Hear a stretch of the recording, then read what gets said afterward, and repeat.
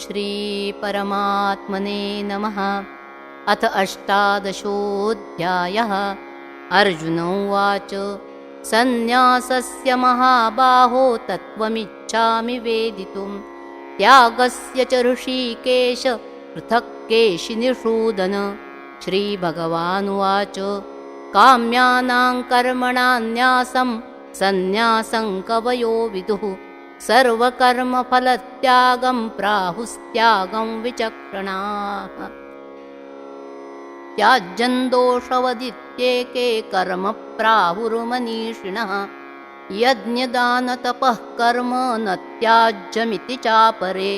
निश्चयं शृणु मे तत्र त्यागे भरतसत्तम त्यागो हि पुरुषव्याघ्रत्रिविधः सम्प्रकीर्तितः। यज्ञदानतपः कर्म न त्याज्यं कार्यमेव तत् यज्ञोदानन्तपश्चैव पावनानि मनीषिणाम्। एतान्यपि तु कर्माणि सङ्गं त्यक्त्वा फलानि च कर्तव्यानीति मे पार्थ निश्चितं मतमुत्तमम्।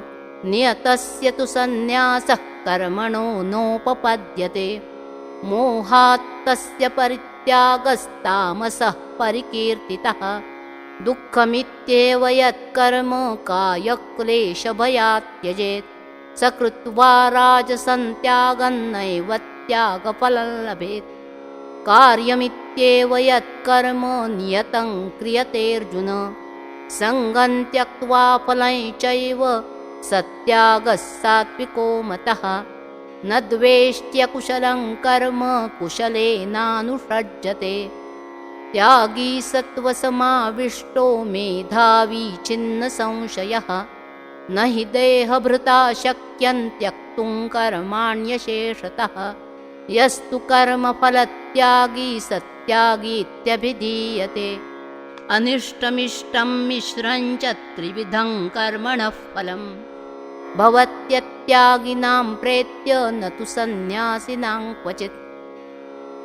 पञ्चैतानि महाबाहो कारणानि निबोध मे साङ्ख्ये कृतान्ते प्रोक्तानि सिद्धये सर्वकर्मणाम्। अधिष्ठानं तथा कर्ता करणै च पृथग्विधम् विविधाश्च पृथक् चेष्टा दैवै चैवात्र पञ्चमम्। शरीरवाङ्मनोभिर्यत्कर्म प्रारभते नरः न्याय्यं वा विपरीतं वा पञ्चैते तस्य हेतवः। तत्रैवं सति कर्तारमात्मानं केवलं तु यः पश्यत्यकृतबुद्धित्वान् न स पश्यति दुर्मतिः।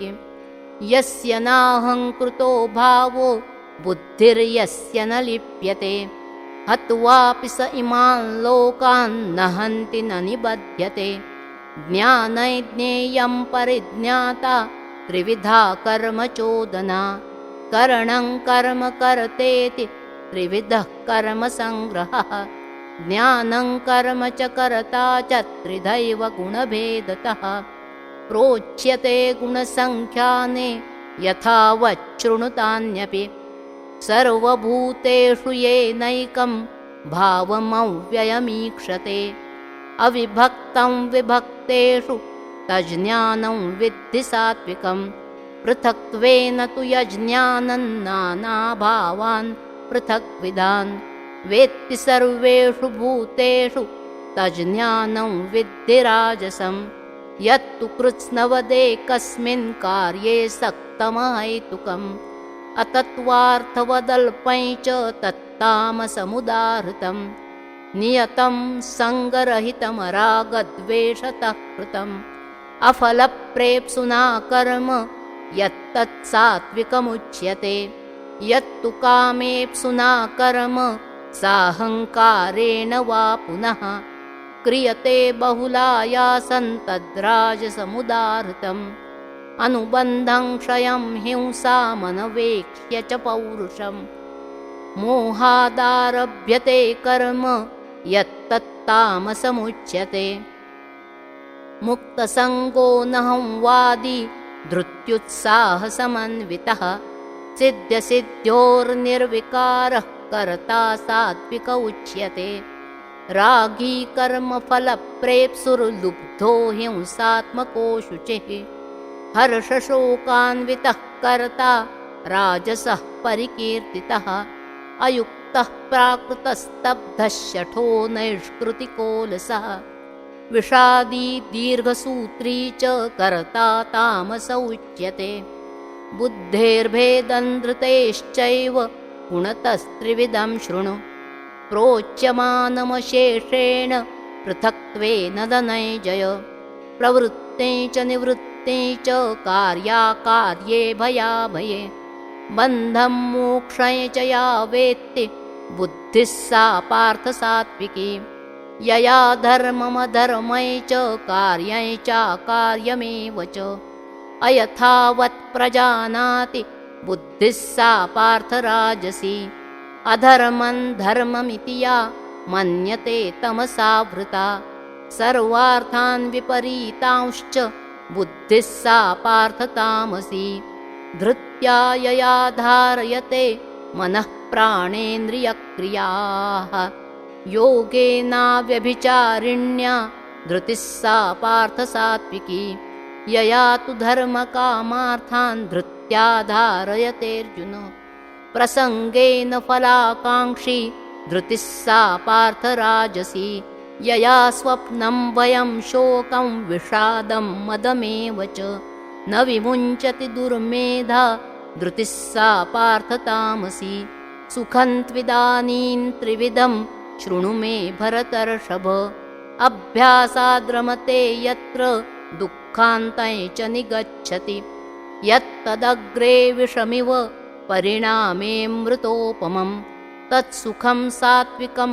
प्रोक्तमात्मबुद्धिप्रसादजं विषयेन्द्रियसंयोगाद्यत्तदग्रेऽमृतोपमं परिणामे विषमिव तत्सुखं राजसंस्मृतं यदग्रे चानुबन्धे च सुखं मोहनमात्मनः निद्रालस्य प्रमादोत्थं तत्तामसमुदाहृतं न तदस्ति पृथिव्यां वा दिवि देवेषु वा पुनः सत्वं प्रकृतिजैर्मुक्तं यदेभिः स्यात् त्रिभिर्गुणैः ब्राह्मणक्षत्रियविशां शूद्राणां च परन्तप कर्माणि प्रविभक्तानि स्वभावप्रभवैर्गुणैः शमोदमस्तपश्शौचं क्षान्तिरार्जवमेव च ज्ञानं विज्ञानमास्तिक्यं ब्रह्मकर्मस्वभावजं शौर्यं तेजो धृतिर्दाक्षं युद्धे चाप्यपलायनं दानमीश्वरभावश्च क्षात्रं कर्मस्वभावजं कृषिगौरक्ष्यवाणिज्यं वैश्यकर्मस्वभावजं परिचर्यात्मकं कर्म शूद्रस्यापि स्वभावजं स्वे स्वे कर्मण्यभिरतः संसिद्धिं लभते नरः स्वकर्मनिरतः सिद्धिं यथा विन्दति तच्छृणु यतः प्रवृत्तिर्भूतानां येन सर्वमिदं ततं स्वकर्मणा तमभ्यर्च्य सिद्धिं विन्दति मानवः श्रेयान् स्वधर्मो विगुणः परधर्मात् स्वनुष्ठितात् स्वभावनियतं कर्म कुर्वन्नाप्नोति किल्बिषं सहजं कर्म कौन्तेय सदोषमपि न त्यजेत् सर्वारम्भा हि दोषेण धूमेनाग्निरिवावृताः असक्तबुद्धिः सर्वत्र जितात्मा विगतस्पृहः नैष्कर्म्यसिद्धिं परमां सन्न्यासेनाधिगच्छति सिद्धिं प्राप्तो यथा ब्रह्म तथाप्नोति निबोध मे समासेनैव कौन्तेय निष्ठा ज्ञानस्य या परा बुद्ध्या विशुद्धया युक्तो धृत्यात्मानं नियम्य च शब्दादीन् विषयांस् त्यक्त्वा रागद्वेषव्युदस्य च विविक्तसेवी लघ्वाशी यतवाक्कायमानसः ध्यानयोगपरो नित्यं वैराग्यं समुपाश्रितः अहङ्कारं बलं दर्पं कामं क्रोधं परिग्रहं विमुच्य निर्ममः शान्तो ब्रह्मभूयाय कल्पते। ब्रह्मभूतः प्रसन्नात्मा न शोचति न काङ्क्षति। समः सर्वेषु भूतेषु मद्भक्तिं लभते परां। भक्त्या मामभिजानाति यावान्यश्चास्मि तत्त्वतः। ततो मां तत्त्वतो ज्ञात्वा विशते तदनन्तरं। सर्वकर्माण्यपि सदा कुर्वाणो मद्व्यपाश्रयः। मत्प्रसादादवाप्नोति शाश्वतं पदमव्ययम्। चेतसा सर्वकर्माणि मयि सन्न्यस्य मत्परः। बुद्धियोगमुपाश्रित्य मच्चित्तः सततं भव। मच्चित्तः सर्वदुर्गाणि मत्प्रसादात् तरिष्यसि। अथ चेत्त्वमहङ्कारान्न श्रोष्यसि विनङ्क्ष्यसि। यदहङ्कारमाश्रित्य न योत्स्य इति मन्यसे। मिथ्यैष व्यवसायस्ते प्रकृतिस्त्वान्नियोक्ष्यति। स्वभावजेन कौन्तेय निबद्धस्वेन कर्मणा। कर्तुं नेच्छसि यन्मोहात् करिष्यस्य वशोऽपि तत्। ईश्वरः सर्वभूतानां हृद्देशेऽर्जुन तिष्ठति। भ्रामयन् सर्वभूतानि यन्त्रारूढानि मायया। तमेव शरणं गच्छ सर्वभावेन भारत। तत्प्रसादात् परां शान्तिं स्थानं प्राप्स्यसि शाश्वतम्। इति ते ज्ञानमाख्यातं गुह्याद्गुह्यतरं मया। विमृश्यैतदशेषेण यथेच्छसि तथा कुरु। सर्वगुह्यतमं भूयः शृणु मे परमं वचः। इष्टोऽसि मे दृढमिति ततो वक्ष्यामि ते हितं। मन्मना भव मद्भक्तो मद्याजी मां नमस्कुरु। मामे वैष्यसि सत्यन्ते प्रतिजाने प्रियोऽसि मे। सर्वधर्मान् परित्यज्य मामेकं शरणं व्रज। अहं त्वा सर्वपापेभ्यो मोक्षयिष्यामि मा शुचः।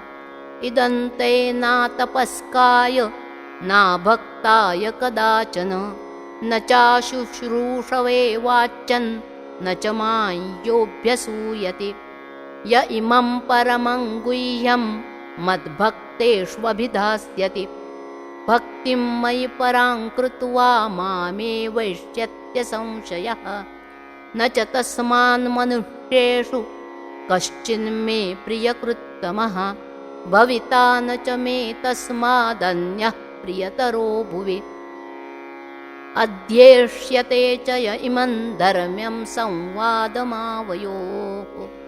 ज्ञानयज्ञेन तेनाहमिष्टस्यामिति मे मतिः। श्रद्धावाननसूयश्च शृणुयादपि यो नरः। सोऽपि मुक्तः शुभान् लोकान् प्राप्नुयात् पुण्यकर्मणाम्। कच्चिदेतच्छ्रुतं पार्थ त्वयैकाग्रेण चेतसा। कच्चिदज्ञानसम्मोहः प्रनष्टस्ते धनञ्जय। अर्जुन उवाच नष्टो मोहस्मृतिर्लब्धा त्वत्प्रसादान्मयाच्युत। स्थितोऽस्मि गतसन्देहः करिष्ये वचनं तव। संजय उवाच इत्यहं वासुदेवस्य पार्थस्य च महात्मनः संवादमिममश्रौषमद्भुतं रोमहर्षणम्। व्यासप्रसादाच्छ्रुतवानेतद्गुह्यमहं परम्। योगं योगेश्वरात् कृष्णात् साक्षात् कथयत स्वयं। राजन् संस्मृत्य संस्मृत्य संवादमिममद्भुतं। केशवार्जुनयोः पुण्यं हृष्यामि च मुहुर्मुहुः। तच्च संस्मृत्य संस्मृत्य रूपमत्यद्भुतं हरेः। विस्मयो मे महान् राजन् हृष्यामि च पुनः पुनः। यत्र योगेश्वरः कृष्णो यत्र पार्थो धनुर्धरः। तत्र श्रीर्विजयो भूतिर्ध्रुवा नीतिर्मतिर्मम। यत्र योगेश्वरः कृष्णो यत्र पार्थो धनुर्धरः तत्र श्रीर्विजयो भूतिर्ध्रुवा नीतिर्मतिर्मम यत्र योगेश्वरः कृष्णो यत्र पार्थो धनुर्धरः तत्र श्रीर्विजयो भूतिर्ध्रुवा नीतिर्मतिर्मम। ॐ तत्सदिति श्रीमद्भगवद्गीतासु उपनिषत्सु ब्रह्मविद्यायां योगशास्त्रे श्रीकृष्णार्जुनसंवादे मोक्षसंन्यासयोगो नाम 18 श्रीकृष्णार्पणमस्तु। हरये नमः, हरये नमः, हरये नमः।